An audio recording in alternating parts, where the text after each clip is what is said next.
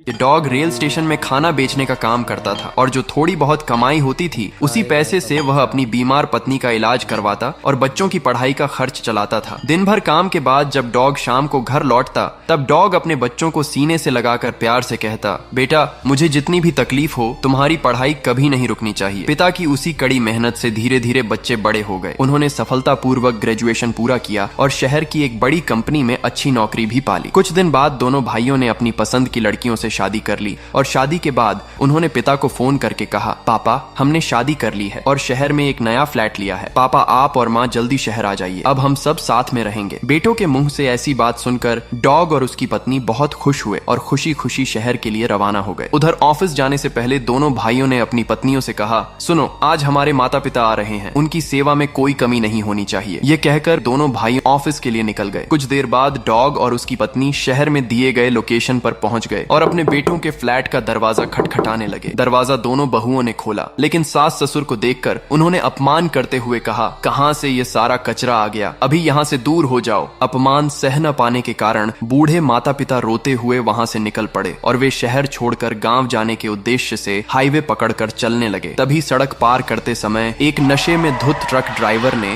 Dog और उसकी पत्नी को टक्कर मार दी और वहां से भाग गया। उसी समय डॉग और उसकी पत्नी ने सड़क पर आखिरी सांस ली। इस घटना को उनके एक पड़ोसी ने अपनी आंखों से देखा और तुरंत डॉग के बच्चों को फोन करके सारी बात बता दी। ये सुनकर दोनों भाई पागलों की तरह घटना स्थल पर दौड़ कर आए, अपने माता पिता को सीने से लगाकर रोने लगे और कुछ देर बाद दोनों भाइयों ने गांव के एक श्मशान घाट पर अपने माता पिता का अंतिम संस्कार कर दिया। अंतिम संस्कार के बाद दोनों भाई घर लौटे और उसी समय अपनी पत्नियों को तलाक दे दिया। मुन्ना अपने पापा बॉडी बिल्डर के साथ रहता था। उसके पापा जब भी मुकाबला करने जाते तो मुन्ना टीवी पर उन्हें देखता रहता था। ये सब कुश्ती देखकर मुन्ना को भी बॉडी बिल्डर बनने की चाहत हुई। एक दिन मुन्ना अपनी बात डरते डरते पापा के सामने रख ही देता है, लेकिन पापा नहीं चाहते थे कि मुन्ना मार खाए, इसलिए उसे मना कर देते हैं। धीरे धीरे मुन्ना बड़ा हो गया और बॉडी बिल्डर का जुनून बढ़ता गया।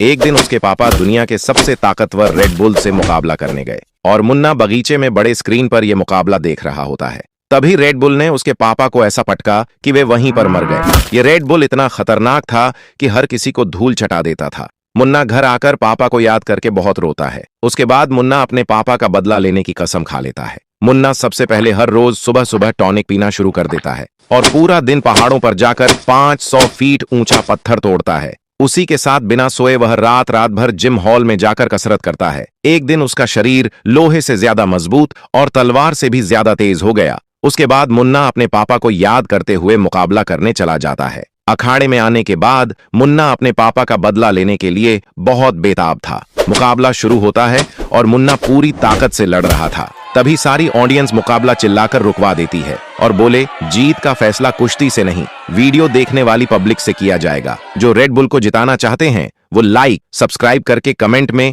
रेड बुल लिखेंगे और जो लोग मुन्ना को जिताना चाहते हैं वो लाइक सब्सक्राइब करके कमेंट में मुन्ना लिखेंगे।